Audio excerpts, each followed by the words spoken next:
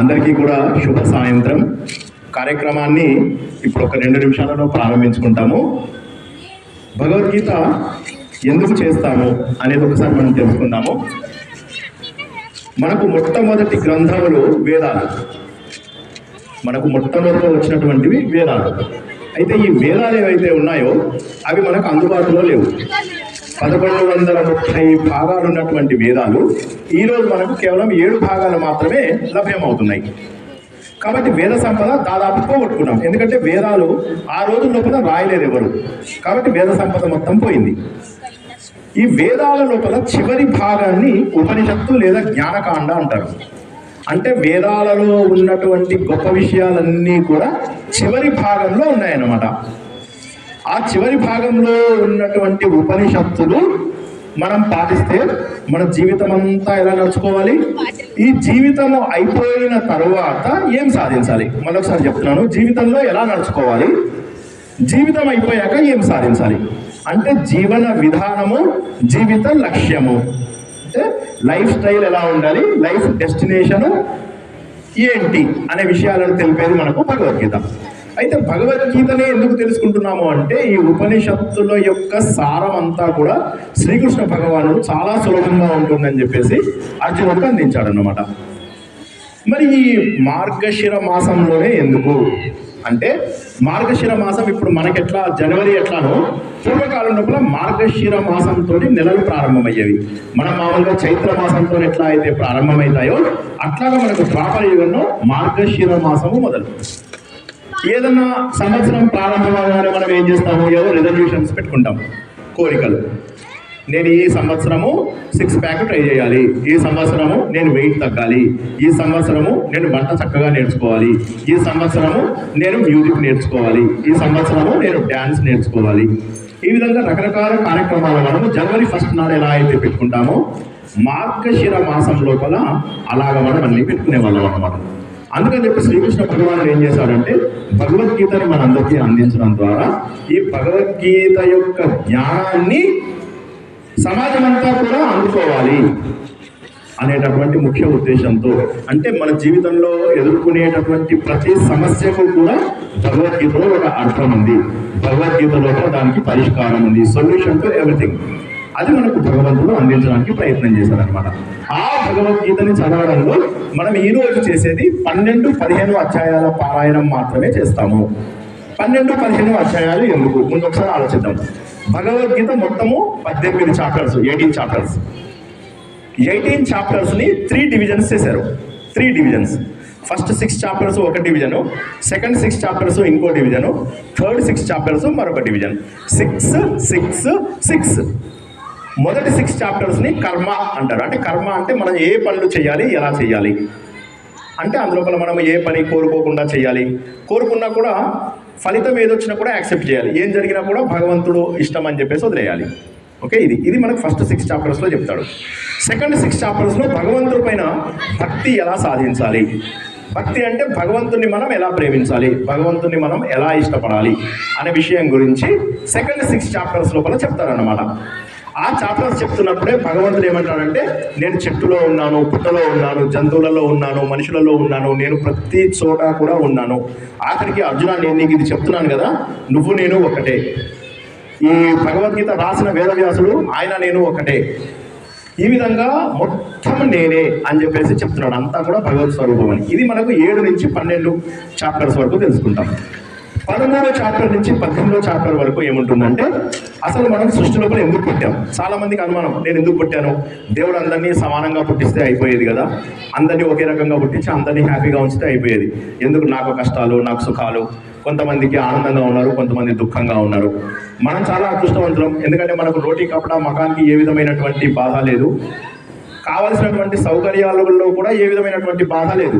కానీ ఈ basic needs అందని వాళ్ళు ప్రపంచంలో చాలామంది ఉన్నారు.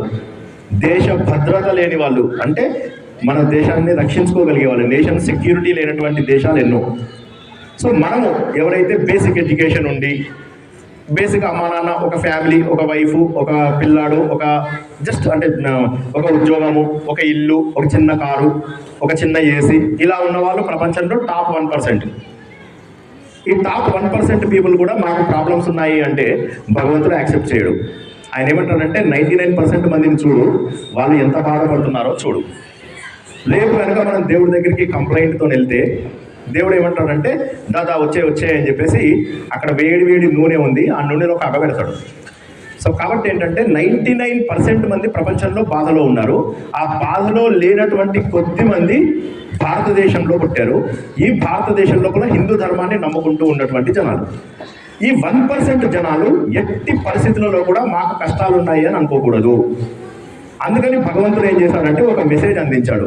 ఆ మెసేజ్ని డాడ్ అంటారు. డాడ్ అంటే తండ్రి, డిఏడి డాడ్. డి అంటే ధర్మం, అంటే ఎప్పుడు కూడా ధర్మాన్ని నువ్వు పాటించాలి, ఎప్పుడు కూడా తప్పుదారిలో వెళ్ళకూడదు. రెండవది అశోచ. శోచనీయం అని మనం విన్నాం కదా. శోచ అంటే ఏడవడం, అశోచ అంటే ఏడవద్దు. నువ్వు ఎప్పుడు కూడా జీవితంలో ఏడవద్దు. ఎవరైతే ఏడుస్తారో దేవుడు వాళ్ళకి దూరంగా ఉంటాడు. ఎప్పుడైనా గుర్తుంచుకోండి, ఏ విషయంలో నాకు ఇది తక్కువైందని ఏడిస్తే వాళ్ళకు దేవుడు దూరంగా ఉంటాడు అని చెప్పాడు. కాబట్టి ఎట్టి పరిస్థితులలో కూడా ఏడవకూడదు. మూడవది డి అంటే ధైర్యం. ఎంత పరిస్థితి, ఎలాంటి పరిస్థితి ఎదురైనా కూడా మనం ధైర్యంగా ఉండాలి, కాన్ఫిడెంట్గా ఉండాలి, ధర్మబద్ధంగా జీవితాన్ని నడపాలి, ఎప్పుడూ ఏడవకూడదు, ఎలాంటి పరిస్థితి వచ్చినా ఏడవకూడదు, అండ్ ధైర్యంగా ఉండాలి. ఇది భగవద్గీత యొక్క మెయిన్ మెసేజ్. ఇది ఎట్లా సాధిస్తామంటే ఇట్స్ అప్ టు ఇండివిజువల్స్. వాళ్ళ యొక్క కెపాసిటీని బట్టి, వాళ్ళ యొక్క శక్తిని బట్టి పాటిస్తారు. కానీ భగవద్గీత లోపల ఏది మంచి పని, ఏది చెడ్డ పని, ఏది ఎలా చెయ్యాలి అనేటటువంటిది చాలా డీటెయిల్గా చెప్పాడు. ఉదాహరణకు మనం ట్రాఫిక్ లైట్స్లో వెళ్తున్నప్పుడు నేను ట్రాఫిక్ సిగ్నల్ పడగానే ఆగాలి. దట్ ఈస్ సాత్వికం. ట్రాఫిక్ సిగ్నల్ పట్టినా సరే నా పక్కవాన్ని బీట్ చేసుకుంటూ నేను ముందుకెళ్ళిపోవాలి, రెడ్ లైట్ని కూడా బీట్ చేసుకుని ముందుకెళ్ళిపోవాలి. అది రాజసం. లేదు నేను పక్కవాడికి ఢీ కొట్టాలి, నాకు ఆఫీస్ లేదు, ఏం లేదు, నేను ఆల్రెడీ లేట్ అయిపోయాను ఇంట్లోపల అని చెప్పి ఇష్టం వచ్చినట్టుగా వేరే వాళ్ళకు కూడా ప్రమాదం చేసేటటువంటి లేజీ పీపుల్ ఎవరైతే ఉంటారో దాన్ని తామసం అంటారు. చిన్న ఎగ్జాంపుల్ చెప్పాను.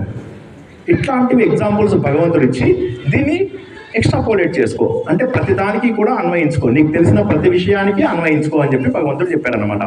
సో కాబట్టి భగవద్గీత దాన్ని అనుష్ఠాన వేదాంతం అంటారు. అంటే it's a practice book, hand book. Bhagavad Gita శ్లోక పారాయణంతో వచ్చే ఫలితం కంటే అందులో ఉన్న విషయాన్ని అర్థం చేసుకుంటే సరిపోతుంది.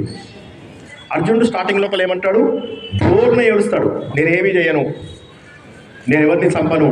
ఆఖరికి తన చేతిలో ఉన్న బాణాలు కూడా కింద పడేస్తాడు.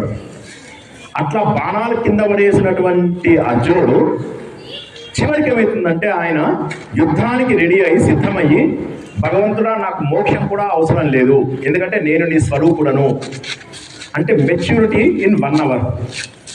1 అవర్ లోపల మనకు మెచ్యూరిటీ రావాలి, 1 అవర్ లోపల పరిణతి రావాలి. వాళ్ళిద్దరి మధ్య డిస్కషన్ అబౌట్ 1.5 అవర్ జరుగుతుంది మ్యాక్సిమం. మనం చదివేటప్పుడు చాలా స్లోగా చదువుతాం. వాళ్ళు సంస్కృతంలో పండితులు కాబట్టి వాళ్ళు చక్కగా మాట్లాడుకున్నారు, క్వశ్చన్ ఆన్సర్. ఆ విధంగా Bhagavad Gita has answers to everything. చాలామంది ఎవరిని అడిగినా కూడా హిందువుల్లో ఏంటి భగవద్గీత అంటే మాకు భగవద్గీత ఉంది, మనకు అన్ని ఆన్సర్స్ ఉన్నాయని ఎవరిని అడిగినా అదే మాట చెప్తారు. కానీ భగవద్గీతలో ఏముంది అనేది ఎవరు చెప్పరు. కాబట్టి ఫస్ట్ 6 చాప్టర్స్లో మనము కర్మ ఎలా చేయాలి, పని ఎలా చేయాలి, సింపుల్గా పని ఎలా చేయాలి, తెలివిగా ఎలా చేయాలి అనేది నేర్చుకుంటాం. తర్వాత 6 చాప్టర్స్ లోపల ఈ పని చేస్తున్నప్పుడు ఈ రెస్పాన్సిబిలిటీని దేవుడికి వదిలేయండి. Don't take it to your heart. ఏ పని జరిగినా దేవుడికి వదిలేయండి. ఎందుకంటే మనకంటే ఒక ఉన్నతమైనటువంటి వ్యక్తి, హీఈస్ కంట్రోలింగ్ ద అవుట్కమ్స్. ఆయన ఈ ప్రపంచాన్ని మొత్తాన్ని కంట్రోల్ చేస్తున్నారు. మనమంతా కూడా ఒక ఉల్లంఘించలేనటువంటి శాసనం కింద ఉన్నామన్నమాట. కాబట్టి ఆయనను గుర్తించి ఆయన చెప్పిన విధంగా నడుచుకోవాలి. ఒక పని మనం అనుకున్నట్టుగా జరిగిందంటే సంతోషం, అనుకున్నట్టుగా జరగలేదు అంటే బహుశా దేవుడికి అలా జరగడం ఇష్టం లేదు అని. అంటే మనం బాగా కష్టపడ్డాము, ఫలితం ఖచ్చితంగా మనం అనుకున్నట్టుగానే వస్తుంది అనుకుంటాము, కాకపోతే ఏంటంటే మనం అనుకున్నట్టుగా రాదు. అప్పుడు ఏంటంటే భగవంతుడికి అది ఇష్టం కాదు. మనకు అంటారు కదా హిందీలో, వహీ హోతా హై జో మంజూరే ఖుదా హోతా హై అనేదో చెప్తారు కదా, అలా. కాబట్టి భగవంతుడికి ఏది ఇష్టమో అదే జరుగుతుంది. అయితే ఆ సత్యాన్ని తెలుసుకున్న తర్వాత మనం ఎందుకు భయపడ్డాం? ఇంకా ఇప్పుడు మనం ఎగ్జామ్ రాస్తున్నప్పుడు పెన్ను వనకూడదు, మనం వనకాలి. దేవుడి చేతిలో కూడా మనం ఒక పెన్నులాగా కాబట్టి మనం వణకకూడదు. వణికితే ఏమన్నా దేవుడు వణకాలి. ఎందుకంటే దేవుడి చేతి లోపల మనం టూల్స్ అండ్ ట్యాకిల్స్. కాబట్టి మనం భయపడాల్సిన అవసరం లేదు. అదే భగవంతుడు మొత్తం ఈ 18 చాప్టర్స్లో అదే చెప్తాడు. ఫస్ట్ 6 చాప్టర్స్లో నీ డ్యూటీని నువ్వు చెయ్యి, second 6 చాప్టర్స్లో leave everything to me. అర్జునుడు అప్పటికి కూడా నమ్మడు. దేవుడు అంటాడు, నేను ఈ గుర్రంలో ఉన్నాను, ఏనుగులో ఉన్నాను, చెట్టులో ఉన్నాను, చేమలో ఉన్నాను అన్నీ చెప్తే నాకు ఇట్లా ఇండైరెక్ట్గా చెప్పకు, నేను నిన్ను డైరెక్ట్గా చూడాలనుంది అంటాడు. అప్పుడు దేవుడు తన విశ్వరూపం చూపిస్తాడు అనమాట. ఒక స్పెషల్ డివైస్ ఐస్ ఇస్తాడు ఆయనకి, ఇచ్చి అప్పుడు చూస్తాడు. అర్జునుడు చూసేసరికి ఆశ్చర్యం. ఫిజిక్స్కి కూడా అందనటువంటి టైం అండ్ స్పేస్ అందనటువంటి రూపం అన్నమాట. చూసి అప్పుడు ఆశ్చర్యపోతాడు. ఓకే, నేను చేసిందేమీ లేదు, అన్ని దేవుడే చేశాడు. అందులో కూడా చూసేసరికి ఆల్రెడీ కర్ణుడు, ద్రోణుడు, భీష్ముడు, జయద్రథుడు, కౌరవులు అందరూ చనిపోయి కనిపిస్తారు. ఓహో, వీళ్ళు ఆల్రెడీ చనిపోయారా, నేను ఇంకా ఏదో యుద్ధం చేసి వీళ్ళని చంపాలనుకున్నాను అంటే దేవుడు అంటాడు, లేదు, వీళ్ళందరినీ నేను ఆల్రెడీ చంపేశాను. జస్ట్ బికాజ్ నువ్వు ఒక బాణం వేయాలి కాబట్టి నిన్ను చేయమంటున్నాను అంతే, బట్ ఇది ఆల్రెడీ జరిగిపోయింది అని చెప్పి చెప్తాడనమాట. అప్పుడు అర్జునుడు రియలైజ్ అవుతాడు. రియలైజ్ అయ్యి ఏడుస్తాడు, ఇన్నాళ్ళు నువ్వు దేవుడు అని నాకు తెలియదు, నేను చాలా తప్పులు చేశాను శ్రీకృష్ణ. అరే గుల్లోడా అన్నాను, అరే యాదవుడా అన్నాను, అరే ఫ్రెండ్ దోస్త్ అన్నాను. అన్నం తినేటప్పుడు నీకంటే ఒక ముద్ద ఎక్కువ తిన్నాను, నడిచేటప్పుడు నీకంటే ఒక అడుగు ముందు ఎక్కువ నడిచాను, పడుకునేటప్పుడు మన ఇద్దరం పక్క పక్కన పడుకుంటే నీ మీద కాళ్ళేసి పడుకున్నా. ఇటువంటి తప్పులన్నీ నన్ను క్షమించు, నువ్వు దేవుడు అని నాకు తెలియదు అని. అప్పుడు దేవుడు ఏమంటాడంటే, పిచ్చోడా, నువ్వే దేవుడివి, నేను దేవుడిని, అందరి లోపల దేవుడు ఉన్నాడు. మమైవాంశో జీవలోకే జీవభూత సనాతన మనశ్చష్టానింద్రియాని ప్రకృతి స్థాని కర్షతి. నేను లేకపోతే నువ్వు మాట్లాడలేవు, నేను లేకపోతే నువ్వు కూర్చోలేవు, నేను ఉన్నంత వరకు ఈ శరీరం కదులుతుంది, నేను లేకపోతే టక్మని పక్క పడిపోతుంది. Just remember this particular fact అని చెప్పేసి దేవుడు చెప్తాడు. అది 15th చాప్టర్. సో ఇవాళ 12 and 15 ఎందుకు చెప్పుకుంటున్నామంటే 12th చాప్టర్ లోపల దేవుడు మనమంతా ఎలా ఉండాలి అనేది చెప్తాడు.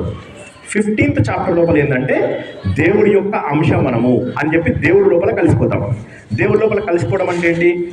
ఇప్పుడు నేను 6 ప్యాక్ కావాలి, 6 ప్యాక్ బయట నుంచి వచ్చి తెచ్చుకోను కదా, 6 ప్యాక్ నాలోంచి వస్తుంది కదా. అదేవిధంగా దేవుడు కూడా మన లోపల ఉన్నాడు, దాన్ని ప్రాక్టీస్ తోటి మనం గుర్తించాలి. ఎట్లా అయితే 6 ప్యాక్ మనం ప్రాక్టీస్ చేస్తే వస్తుందో ఫిజికల్గా, మెంటల్గా మనం ప్రాక్టీస్ చేస్తే మనలో ఉన్న దేవుణ్ణి గుర్తించాలి. దేవుడు ఏమంటాడు? నీలో ఉన్న దైవత్వాన్ని చూడడమే. You have to dig out the divinity with in. ఆ లోపల ఉన్న దైవత్వాన్ని, మంచి లక్షణాలను పెంచుకుంటే నువ్వే దేవుడివి. దాన్ని ఏమంటారంటే నరుడే నారాయణుడు, మానవుడే మాధవుడు, జీవుడే దేవుడు, పురుషుడే పురుషోత్తముడు అంటాడు. ఇవాళ ఆ చాప్టర్ చదువుకోబోతున్నాం. సో పిల్లలందరూ కూడా నేర్చుకోవాల్సినది ఏంటంటే ఈ 12వ చాప్టర్ 15వ చాప్టర్ తప్పకుండా అందరూ నేర్చుకోండి. మాకు చాలా చిన్నప్పటి నుంచి, బేబీస్గా ఉన్నప్పటి నుంచి కూడా ఇంత ఒక 12th చాప్టర్ 15th చాప్టర్ నేర్పించారు. ఈ చాప్టరు తప్పకుండా నేర్చుకోండి. మీకు ఒకవేళ నేర్పించడం బద్ధకంగా ఉంది, లేకపోతే మీకే రాదు, ఏం పర్వాలేదు, చెప్పండి. మీకు కావలసినంత మంది టీచర్లను అరేంజ్ చేసే బాధ్యత నాది. నా స్టూడెంట్స్లో చాలామంది రెడీగా ఉన్నారు ఈ 12th and 15th చాప్టర్ నేర్పించడానికి. భగవద్గీత ఆల్రెడీ కోర్సులు నడుస్తున్నాయి, కానీ 12th and 15th చాప్టర్ మాత్రం తప్పనిసరిగా ప్రతి ఒక్కరూ చదవాలి ఇంట్లోపల. ఎందుకంటే ఈ 12th and 15th చాప్టర్లో మాత్రమే మీ లక్షణాలు, దేవుడి లక్షణాలు, మనము దేవుడితోనే ఎలా కలవాలి. మళ్ళీ ఒకసారి జాగ్రత్త చూడండి, మనం ఎలా ఉండాలి, దేవుడు ఎలా ఉన్నాడు, ఈ ఇద్దరి మధ్య బ్రిడ్జ్ని దాటుకొని మనం దేవుడిలాగా ఎలా కన్వర్ట్ అవుతాం. చాలా సింపుల్. 12th చాప్టర్ని భక్తి యోగం అంటారు, 15th చాప్టర్ని పురుషోత్తమ ప్రాప్తి అంటారు. అది మనము చేరుకోవాలి. దీనికి కావాల్సింది ఏంటి? హంగు, ఆర్భాటం ఏమీ వద్దు. భక్తి, భగవంతుడితో మనం సమానము అనేటటువంటి భావనతో ఇది చేస్తే సరిపోతుంది. కాబట్టి ఈ అధ్యాయాన్ని మనము ముందుగా ప్రారంభించుకుందాం. ఈ పారాయణం ప్రారంభించుకునే ముందు ఒకసారి భగవంతుడికి మనం ప్రార్థన చేసుకొని ప్రారంభించుకుందాం. ఒకసారి మనము దేవుడికి దీపం వెలిగిద్దాం. లేడీస్ వచ్చి కొద్దిగా దీపాన్ని వెలిగిస్తే అది అందరినీ ప్లీజ్ కమ్ ఫార్వర్డ్. అందరూ ఒక్కొక్క ఇది వెలిగించండి. దీప ప్రజ్వలన కార్యక్రమం ఇప్పుడు ప్రారంభమవుతుంది. దీప ప్రజ్వలన కార్యక్రమం తర్వాత సుమన్ రావు గారు దేవుడికి కొబ్బరికాయ, పండ్లు, మనోహర్ గారు అన్నీ ఇక్కడే ఉన్నాయి. ఒక్కసారి దీప ప్రజ్వలన. ఎవరైనా పిల్లలు ఫోటోలు తీసినా, ఇంకెవరైనా ఫోటోలు తీస్తే బాగుంటుంది. తీయమని